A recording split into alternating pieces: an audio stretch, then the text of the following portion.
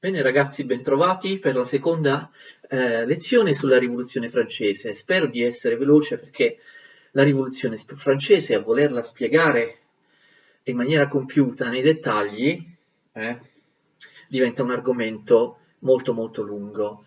La mia piccola gatta Sophie vi saluta, in realtà vuole andarsene, sapete, si è innamorata di un gatto e allora è un po' aia, è un po' nervosa in questo periodo perché si è innamorata di un gatto che si mette sempre di fronte alla porta per aspettarla, ma non possiamo farla accoppiare, vero? Tu sei una gatta raffinata, una gatta domestica, non puoi accoppiarti con un gatto di strada. Ah, come mi sta mordendo, va bene. Lasciamo quindi andare Sophie e continuiamo a parlare della Rivoluzione francese. Stiamo ancora parlando delle premesse della Rivoluzione francese, che ancora non è scoppiata. Abbiamo visto nel 1774 un nuovo re in Francia, si chiama anche lui Luigi, è il quarto Luigi consecutivo, no? Dopo Luigi XIII, Luigi XIV, Luigi XV, abbiamo Luigi XVI di Borbone, che è il re della Rivoluzione francese, il re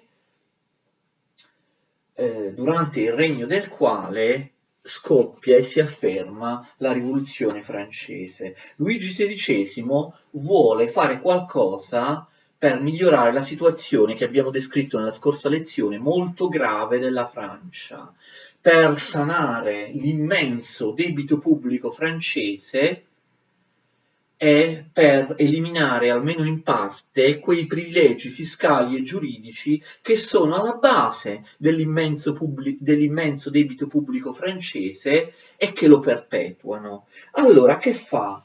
Nel 1774, la primissima decisione, lui appena salito al trono, nomina ministro delle finanze niente meno che Turgot.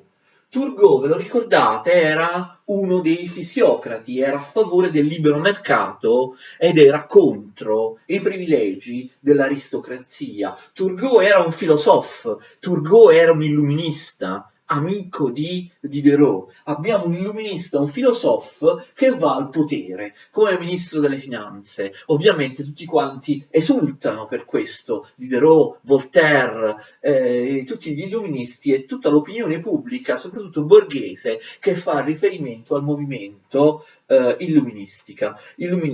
Turgot, ministro delle finanze. Turgot vuole cambiare completamente la Francia, presenta un pacchetto di leggi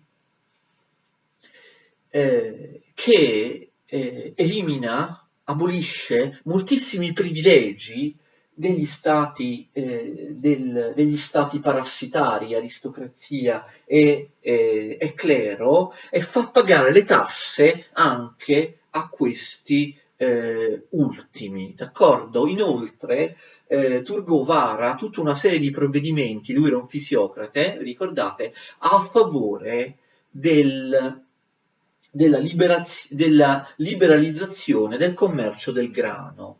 In realtà i provvedimenti contro i diritti feudali Turgot non riesce ad approvarli perché l'opposizione della Chiesa e dell'aristocrazia è molto forte, però la liberalizzazione del commercio del grano viene approvata. Molti dazi, barriere doganali interne o altri marchingegni che impedivano il libero spostamento del grano, il libero commercio del grano vengono aboliti.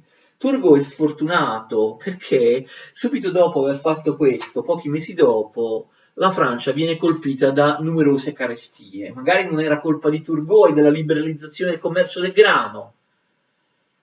Le carestie c'erano sempre state, avvenivano regolarmente, però ovviamente tutti quanti istituirono un nesso di causa-effetto e vedete, Turgot ha liberalizzato il commercio del grano, il grano invece di essere più abbondante, di essere più disponibile dovunque in Francia, scarseggia, ci sono carestie, quindi Turgot ebbe questo danno molto forte di immagine a causa delle carestie, non riesce a varare i provvedimenti per modernizzare la Francia, dopo 2 anni, lui è ministro delle finanze dal 74 al 76, nel 76 è costretto a dimettersi, d'accordo? È costretto a dimettersi. Turgot evidenzia nei suoi documenti l'enormità, come abbiamo detto la scorsa volta, delle spese statali, specie per mantenere la corte e la reggia di Versailles, ma anche l'enorme deficit pubblico aggravato dalle spese per la guerra americana. Tutti quanti in Francia sono consapevoli di questi problemi economici. Luigi XVI ci riprova nel 1777, questa volta nominando uno straniero, è una decisione molto coraggiosa. Il banchiere ginevrino Necker, d'accordo? Jacques Necker non era francese, anche se parlava francese, era di Ginevra. Oggi si direbbe era svizzero. All'epoca la Repubblica di Ginevra non faceva parte della Confederazione svizzera, quindi lui era cittadino della Repubblica di Ginevra, uno stato straniero. Altra cosa veramente coraggiosa, Necker era protestante, non era neppure cattolico, era protestante come molti svizzeri, d'accordo? Come la stragrande maggioranza della popolazione di Ginevra. Ginevra era proprio la città di Calvino, era la città simbolo del protestantesimo calvinista. Necker, ministro delle finanze, cerca anche lui di cambiare in meglio la Francia. In particolare, che cosa fa? Riprende le riforme fallite di Turgot cercando di imporre un'imposta unica, cioè una tassa valida per tutti, per il terzo stato, per l'aristocrazia, per il clero. Anche i due stati privilegiati avrebbero dovuto pagare una tassa proporzionale al loro reddito e alla loro proprietà. Attenzione, imposta unica non significa che l'imposta ha un uguale valore per tutti pagano la stessa cifra. Imposta unica significa imposta unitaria, cioè un'imposta che vale per tutti, d'accordo? È unica, non sono tre a seconda dello stato di appartenenza, non sono 50, non sono 100, è un'imposta unica che semplifica e mette sullo stesso piano tutti i francesi, a qualunque stato, a qualunque ceto appartengano. L'opposizione della nobiltà e del clero è così forte che esattamente come Turgot, anche Necker è costretto a dimettersi. Voi direte, ma Luigi XVI non riusciva a imporsi? Sì, Luigi XVI aveva proprio questo carattere, era tentennante, era incerto. Prima nomina un ministro delle finanze che vuole davvero rivoluzionare la fiscalità, l'economia della Francia, poi però lo costringe a dimettersi perché ha paura delle proteste dell'aristocrazia di cui in fondo anche lui, il re Luigi XVI, fa parte e della Chiesa. Quindi costringe a dimettersi, costringe anche Necker a dimettersi. Attenzione, che cosa fa però Necker prima di dimettersi? Compie un atto che resterà celebre anche negli anni successivi. Pubblica un bilancio dello Stato, le entrate e le uscite dello Stato. Questo bilancio è falso. Non che Necker fosse incapace di calcolare il bilancio, non aveva motivi di falsificarlo per sue, per delle sue motivazioni particolari o inconfessabili. Necker lo fa apposta, pubblica un bilancio falso per farsi benvolere dall'opinione pubblica, per lanciare un messaggio all'opinione pubblica. Il bilancio è falso, si scopre che è falso, viene poi corretto, ma Necker pubblica appunto questo bilancio falso per motivazioni dimostrative. Il bilancio falso di Necker mostra un attivo di 10 milioni di lire tornesi, che era la moneta, una delle monete usate in Francia. Questo bilancio falso diceva falsamente che la Francia aveva un avanzo di bilancio, aveva chiuso il bilancio con più 10 milioni di lire tornesi. Il bilancio era falso. La realtà è che la Francia chiuse il bilancio in quell'anno in cui Necker lo pubblicò con 70 milioni di lire tornesi di debito, cioè Necker pubblica un bilancio che mostra più 10 milioni di lire tornesi, in realtà il bilancio della Francia era negativo di 70, meno 70 milioni tornesi. Perché fa questo? Perché mette in evidenza che il bilancio della Francia sarebbe stato attivo, cioè appunto quello falso pubblicato da lui, più 10 milioni di lire tornesi, se non vi fossero state le spese per la guerra americana e le spese per la corte di Versailles. Quindi capite, è un bilancio falso che è un atto d'accusa nei confronti dei ceti parassitari francesi e di coloro che dirigono la politica francese. Necker vuole dire all'opinione pubblica, che resta infatti molto colpita da questo gesto, senza le spese della guerra americana e senza le immense spese per mantenere il re, la corte a Versailles, migliaia di nobili che non fanno niente se non sperperare soldi a Versailles, e la Francia non avrebbe avuto 70 milioni di perdita, ma avrebbe avuto 10 milioni di guadagno. Questa è la motivazione di questo atto, di questa pubblicazione intenzionale di un bilancio falso. Anche Necker se ne deve andare, anche se il re questa volta cercò di appoggiarlo il più possibile. Il re appoggia in tutti i modi l'istituzione dell'imposta unica, ma i nobili si oppongono. E c'è sempre il grande nemico del re, è il Parlamento di Parigi, senza il quale molti provvedimenti, soprattutto fiscali, le tasse, non sono legali. Il Parlamento di Parigi si oppone a qualunque tipo di riforma, considerandola un atto di assolutismo da parte del re. Il Parlamento di Parigi, lo sapete, era formato da nobili di toga, da nobili di roba, i più importanti della Francia. È bello che il Parlamento di Parigi boccia tutte le proposte del re e del suo ministro delle finanze con delle argomentazioni democratiche, anti-assolutistiche. Ricordate che Montesquieu diceva che i cosiddetti corpi intermedi, i parlamenti nobiliari, limitavano il potere del sovrano e quindi erano assolutamente essenziali per evitare l'assolutismo. I parlamentari di Parigi difendevano i propri privilegi e tutti quelli delle privilegi delle caste privilegiate, facendosi forza però di argomentazioni moderne, illuministiche. Loro dicevano, è lo stesso Montesquieu che dice che il potere del Parlamento deve limitare quello del re, impedirgli di mettere tasse come e quando vuole, eccetera, eccetera. Quindi il Parlamento di Parigi difendeva i propri privilegi, i privilegi di tutti i ceti privilegiati in Francia, però abilmente utilizzava delle argomentazioni a proprio favore che erano delle argomentazioni anti-assolutistiche. Noi ci opponiamo a queste riforme di Turgot e Necker per impedire che vi sia l'assolutismo in Francia.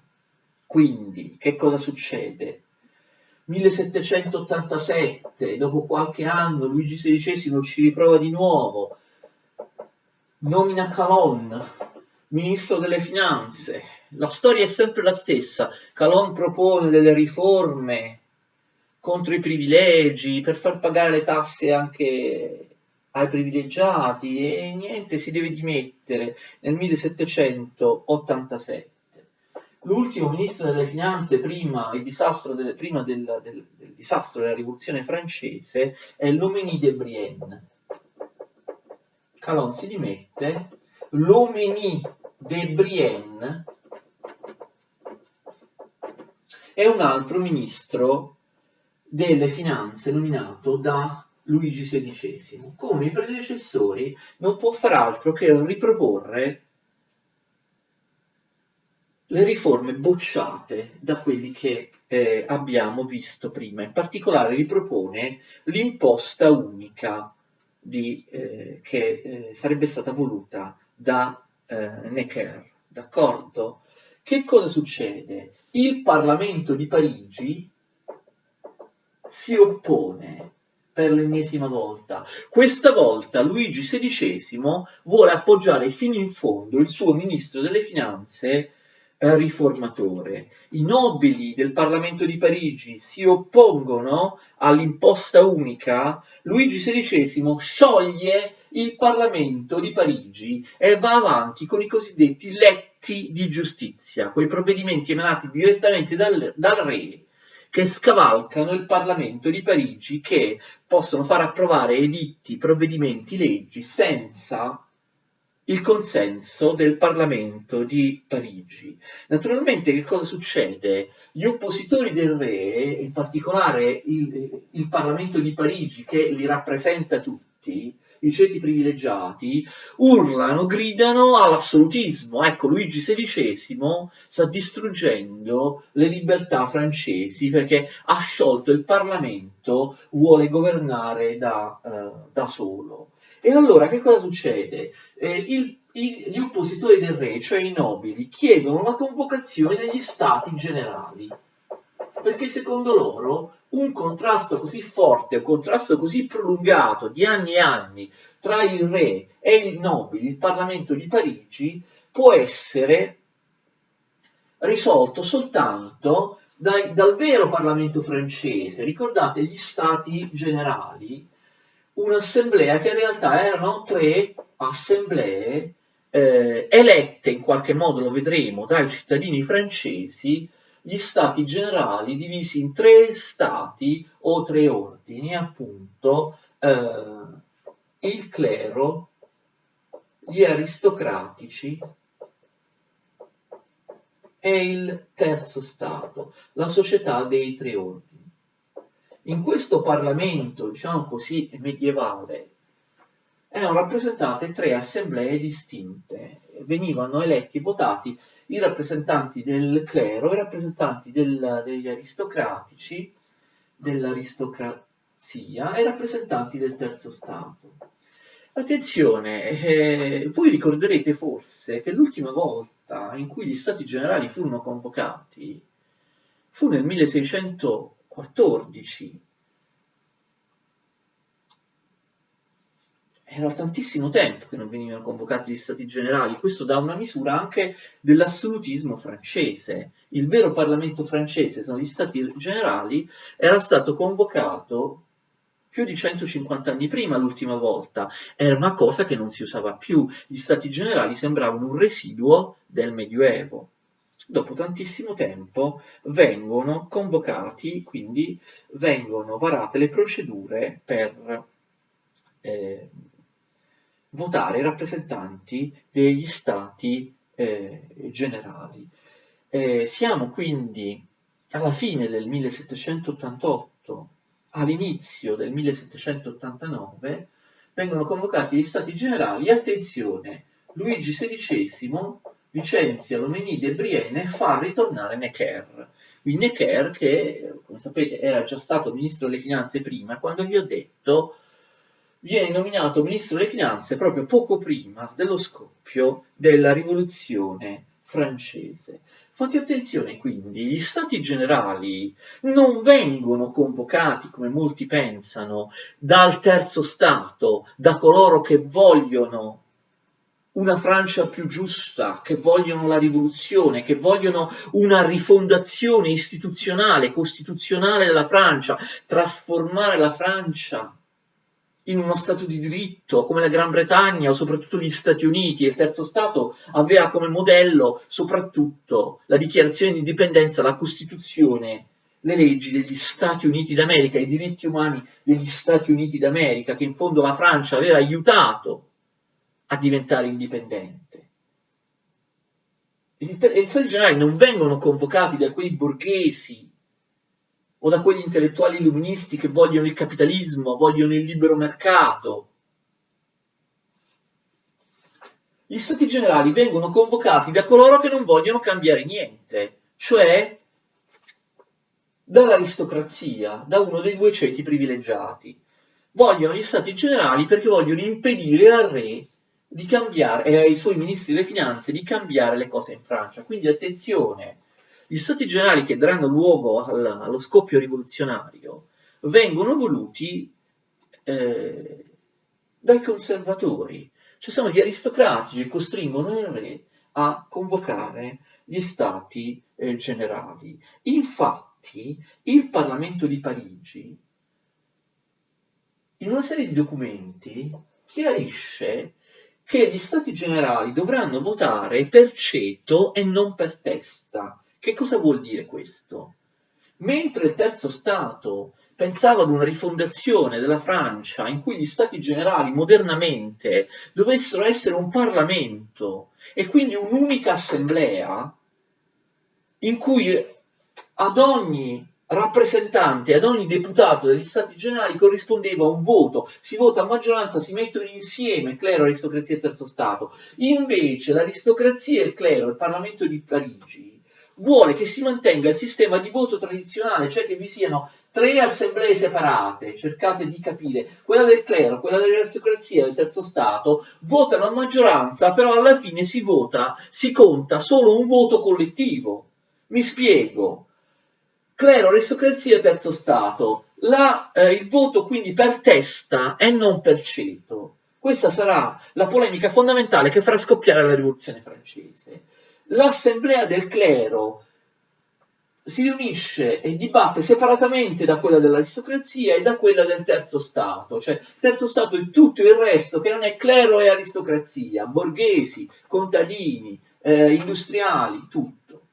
Allora il clero discute all'interno della sua assemblea, poi esprime un voto, c'è un provvedimento, dice la maggioranza dice sì oppure dice no, ammettiamo che dica no. Si considera un voto collettivo. Questa assemblea ha detto no. L'aristocrazia, c'è un provvedimento, si discute, l'assemblea aristocrazia vota a maggioranza, ammettiamo voti sempre no. Il terzo Stato discute al suo interno, ammettiamo che invece voti sì. Capite? Cioè, ci sono soltanto tre voti.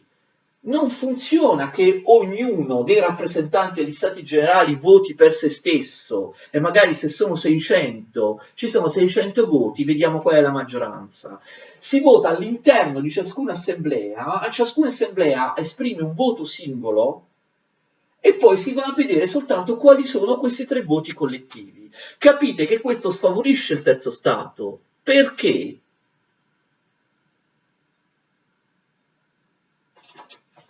Il clero e l'aristocrazia potrebbero prevalere sempre, perché sono due voti contro uno. C'è un provvedimento, ho fatto questo esempio, favorevole al terzo Stato, favorevole alla modernizzazione della Francia, alla fine dei privilegi feudali, eccetera. L'assemblea del clero vota no, l'assemblea dell'aristocrazia vota no, il terzo Stato vota sì. Saranno sempre due voti dei ceti privilegiati contro uno. Questo anche se il terzo Stato avesse un maggior numero di rappresentanti, ma non era così, era previsto che gli eletti in ogni assemblea fossero un terzo, un terzo, un terzo, cioè lo stesso numero in ogni assemblea, diciamo il 33% per il clero, il 33% dell'aristocrazia, il 33% del terzo Stato. Si sviluppano tutta una serie di polemiche, il terzo Stato non ci sta, noi dobbiamo valere un terzo e valere un voto contro i due voti delle assemblee dei ceti privilegiati, anche se noi rappresentiamo il 97% della Francia. Cioè, numericamente il terzo Stato era più del 90% della Francia, mentre gli appartenenti ai due stati privilegiati rappresentavano una piccola percentuale degli uomini, degli esseri umani che vivevano in Francia. Quindi sorge questa polemica sul voto. si sviluppa una polemica attraverso libri, libelli, tipicamente illuministici. Anche gli illuministi scrivono ovviamente a favore del terzo Stato, a favore del fatto che gli Stati generali debbano essere un Parlamento unico che dia più voce al terzo Stato.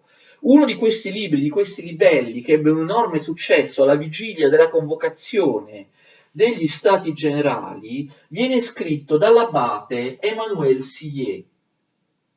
Questo vi dice una cosa, io non ho mai capito come si pronuncia, Sillier, viene scritto in questo modo strano, Emmanuel Sillier, io lo pronuncio Sillier, se si pronuncia in un altro modo poi lo vedremo, e scrive un piccolo pamphlet, un libro molto piccolo, che si intitola Che cos'è il terzo Stato?, le cui copie passano di mano in mano, hanno subito una diffusione in tantissimi esemplari in tutta la Francia.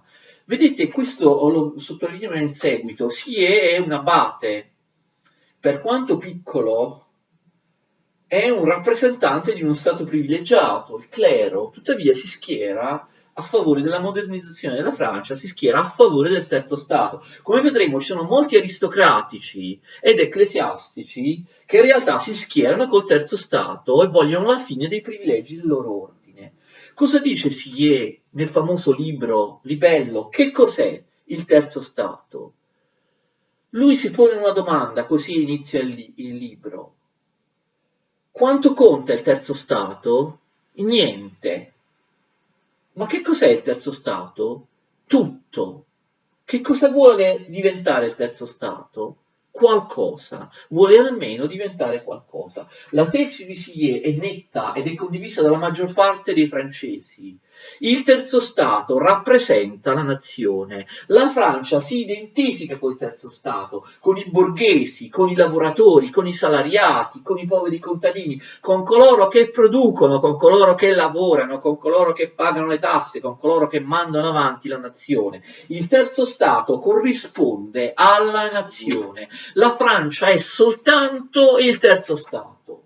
Secondo Sillier, clero e aristocrazia sono dei fantasmi del passato, delle sopravvivenze anacronistiche del passato che non hanno ragione di esistere. Clero e aristocrazia devono sparire. La Francia è soltanto il terzo Stato. Clero e aristocrazia o devono sparire oppure devono confluire all'interno del terzo Stato. Devono accettare l'inevitabilità della modernizzazione, della trasformazione della Francia in uno Stato di diritto, in uno Stato borghese capitalistico. Non esiste spazio per i ceti privilegiati. Sillier dice coloro che producono la ricchezza in Francia sono solo quelli del terzo Stato e quindi il terzo Stato si identifica con la Francia. Il terzo Stato non conta niente, scrive Sillier, pur essendo tutto. In questo clima di forte polemica si svolgono le elezioni per i deputati, i rappresentanti agli Stati Generali. Attenzione, il terzo Stato una parziale vittoria la ottiene in quanto, su pressione di Necker, che cercava in tutti i modi ovviamente di favorire il terzo Stato, il re modificò la rappresentanza, cioè il terzo Stato avrebbe avuto il 50% dei rappresentanti agli Stati Generali, non più il 33,3%, un terzo. Il terzo Stato avrebbe avuto il 50% e quindi ovviamente il clero e i nobili si sarebbero dovuti accontentare ognuno del 25% dei rappresentanti agli Stati Generali. Fate attenzione che Necker era molto furbo, diede il 50% al terzo Stato, però in realtà se andiamo a fare i conti, il numero preciso di rappresentanti era un po' più del 50%, era il 53, il 54%. Che cosa vuol dire? Avete già capito? Secondo Necker, questo avrebbe potuto servire a far prevalere il terzo Stato. Se non vi fossero stati tre ceti, tre stati separati, tre assemblee separati con il voto per ceto, se si fossero messi insieme come il terzo Stato voleva, ma anche alcuni del clero e dei nobili, se fossero messi insieme queste tre assemblee in un unico Parlamento, in un'unica assemblea, il terzo Stato avrebbe avuto a disposizione la maggioranza assoluta, perché aveva poco più del 50% dei rappresentanti, non solo, ma una fetta non indifferente dei rappresentanti del clero e dei nobili si sarebbero schierati a favore del terzo Stato. Quindi il terzo Stato spera, perché ha ottenuto questo risultato preliminare, soltanto che il sistema di votazione non cambia, si voterà per ceto. Questo, vedete, è ancora più ingiusto. Nel momento in cui il terzo Stato ha più della metà di rappresentanti, il suo voto vale solo uno rispetto ai due voti delle assemblee del clero e dei nobili che messe insieme hanno meno rappresentanti, oltre a rappresentare una percentuale minima, come abbiamo visto, della popolazione francese. Si vota per i rappresentanti di questo antico Parlamento francese del terzo Stato. Attenzione, si vota, è una votazione a due turni. Significa che ci sono delle assemblee primarie, a volte anche piccole, a volte anche in posti piccoli, nelle parrocchie di campagna, sono tantissime le assemblee primarie. Si vota per alzata di mano, attenzione, dei rappresentanti di ciascuna delle tre assemblee, si vota ovviamente separatamente, le assemblee primarie del clero sono differenti da quelle dei nobili, sono diverse da quelle del terzo Stato. Ogni Stato nelle assemblee primarie vota dei rappresentanti che vanno alle assemblee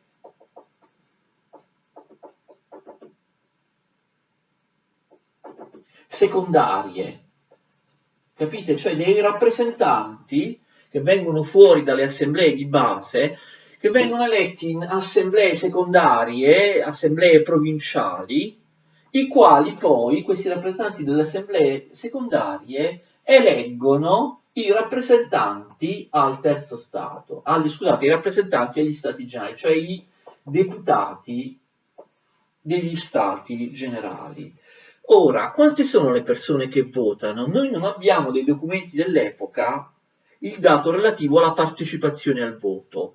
Potevano votare soltanto i più ricchi, è vero, quelli proprio poveri no, però in realtà il suffragio era molto molto alto, cioè soltanto i ceti, soltanto i cittadini molto molto poveri non votavano. Alle assemblee primarie anche la maggior parte dei contadini poteva votare. Quindi noi possiamo supporre che ci sia stata una partecipazione molto forte, anche una partecipazione molto forte da parte del ceto popolare a queste assemblee primarie del terzo Stato.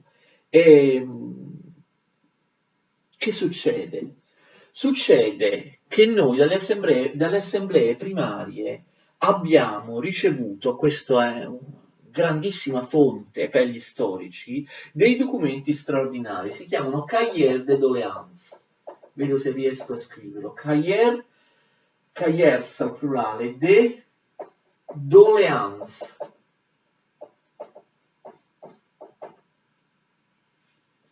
I famosi Cahiers de doléances. Allora fate attenzione, Cahiers de doléances significa letteralmente quaderni di doglianza, Cahiers significa quaderni, doléances significa lamentela, doglianza, i quaderni di doglianza. Che cosa sono i quaderni di doglianza? Oltre a votare per i rappresentanti alle assemblee primarie, i partecipanti per votare, oltre a votare i rappresentanti che andranno alle assemblee secondarie e provinciali, i partecipanti alle assemblee primarie, anche il popolo, anche i contadini, intervenivano, suscitavano un dibattito durante l'assemblea e le loro parole venivano messe per iscritto. C'era qualcuno, non certo un contadino, ma un borghese, i contadini per la maggior parte non sapevano leggere e scrivere, ma un borghese ricco, eccetera, che all'interno di ogni assemblea primaria faceva come una specie, avete capito, di verbale. Oltre a eleggere i rappresentanti c'era una discussione, venivano scritte le parole di tutti coloro che intervenivano e quindi sono eccezionalmente arrivati a noi anche gli interventi, le idee, le parole di quelli che generalmente nella storia non hanno mai voce, che non hanno mai nei secoli scritto qualcosa, perché non sapevano scrivere e leggere, i più poveri, i contadini. Loro parlano e qualcuno, il segretario, lì un borghese dell'assemblea primaria, scrive quello che loro dicono. Quindi i Cahiers de Doléances sono dei documenti straordinari per capire quello che pensavano i ceti più poveri della popolazione, in particolare moltissimi contadini esprimono delle idee, vengono trascritte in questi quaderni, in questi verbali, che vengono chiamati quaderni d'olianza, perché tutti gli interventi dei contadini, come di moltissimi all'interno delle assemblee primarie del terzo Stato, erano interventi lamentele. I contadini si lamentano, qui ce l'abbiamo nero su bianco, delle decime, delle corvée, appunto delle loro servitù feudali, dello sfruttamento da parte degli aristocratici e così via. Abbiamo una classe di contadini veramente arrabbiata, una classe di contadini che veramente non sostiene più la situazione. Non solo, ma la cosa singolare è l'anticlericalismo, l'anticristianesimo di questi contadini. Si pensa sempre alla classe contadina come un insieme di cittadini che hanno delle idee abbastanza tradizionali, tradizionaliste, devote in fatto di religione. Moltissimi di questi contadini criticavano la Chiesa e criticavano anche il cristianesimo. Urlavano viva Voltaire, viva gli illuministi, cioè la propaganda, le idee anticristiane e anticlericali degli illuministi e dei radicali in materia di religione erano arrivate in qualche modo anche alle classi contadine che non sapevano leggere quei libri. Noi abbiamo lo spaccato di una società francese che anche nelle sue classi popolari è una società fortemente anticlericale, ma addirittura una società fortemente anticristiana. Così come si rivelerà la Francia in seguito fino a noi, una società che anche negli umili era molto molto più radicale contro la religione, in materia di religione, rispetto all'Inghilterra e a tantissimi altri paesi europei. Questo getta una luce su una delle caratteristiche che si affermerà durante la Rivoluzione francese, ma anche in seguito alla storia di Francia, cioè il fortissimo atteggiamento anticlericale, anticattolico, se non addirittura anticristiano. Abbiamo un'incredibile serie di dichiarazioni dei contadini ostili al cristianesimo oppure ostili alla religione. Quindi straordinarietà di questa documentazione storica, i quaderni di Doglianza. Vengono eletti finalmente gli stati generali, sì, vengono eletti gli stati generali. Il 5 maggio del 1789 a Versailles c'è la seduta inaugurale degli stati generali. Diciamo subito che all'interno del terzo Stato, ne sono tre assemblee diverse, ricordate, all'interno del terzo Stato, certo non sono stati eletti contadini, venivano eletti borghesi ricchi, è vero, cioè il terzo Stato rappresenta tutto, borghesi, contadini, poveri, umili lavoratori, però in realtà i rappresentanti del terzo Stato che vanno a Versailles, agli stati generali, sono tutti borghesi, ok? Il terzo Stato è rappresentato dalla borghesia, non dai contadini. E fate attenzione, questi borghesi sono borghesi fino ad un certo punto. Voi penserete che ci siano produttori, artigiani, commercianti, industriali, ma non c'è nulla di tutto questo. Sin dall'inizio, attenzione, nella Rivoluzione francese, la borghesia, il terzo Stato, è rappresentata soprattutto da intellettuali o da esponenti di professioni liberali, soprattutto notai oppure avvocati, oppure da veri e propri intellettuali, giornalisti, uomini di lettere e così via. Questa è una cosa importante per capire la successiva degenerazione della rivoluzione francese. Si dice la borghesia ha fatto la rivoluzione francese, però in realtà la partecipazione della borghesia vera e propria, dei commercianti alla rivoluzione francese, sarà sempre molto scarsa. I rappresentanti del terzo Stato sono soprattutto uomini di legge, avvocati, professionisti, notai, medici, cose del genere, oppure intellettuali, giornalisti. Non sono dei produttori veri e propri. Al massimo nel corso della rivoluzione francese ci sarà la partecipazione di grandi mercanti o di grandi finanzieri, ma la piccola borghesia produttiva, gli artigiani, i commercianti e gli industriali non vengono rappresentati all'interno del terzo Stato. Fate attenzione, a differenza di altre rivoluzioni borghesi, come vi ricordate le due rivoluzioni inglesi che vennero fatte da coloro che davvero lavoravano, in realtà i borghesi di Francia, il terzo Stato, sin dall'inizio, vengono rappresentati non dalla vera borghesia che lavora, ma da una classe intellettuale. Attenzione, questo spiega il fatto che il terzo Stato ad un certo punto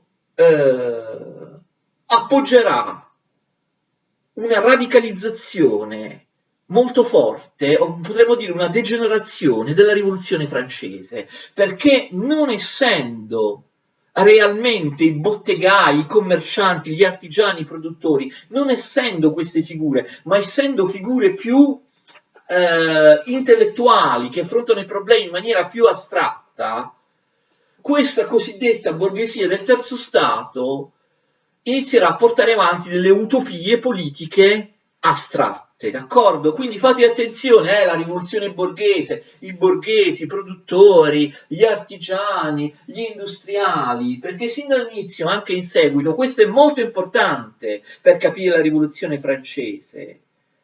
I cosiddetti borghesi erano più intellettuali che realmente dei produttori.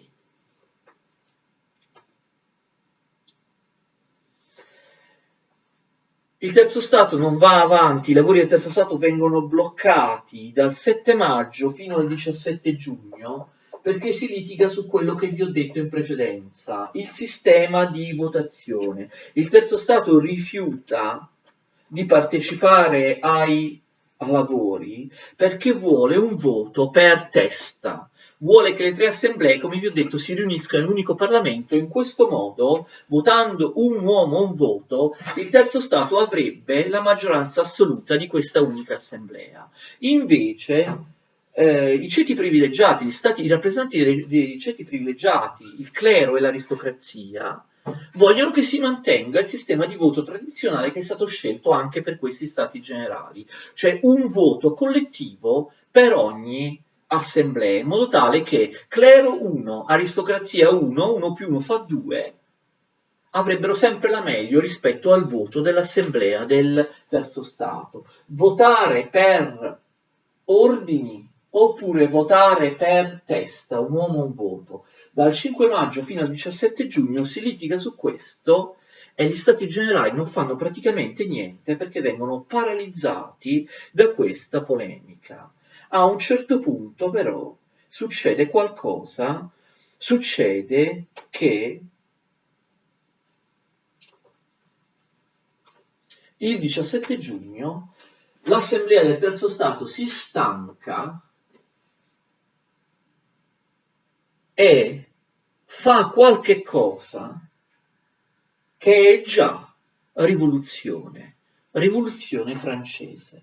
Quale decisione prende l'Assemblea del Terzo Stato il 17 giugno del 1789? Lo vedremo la prossima lezione.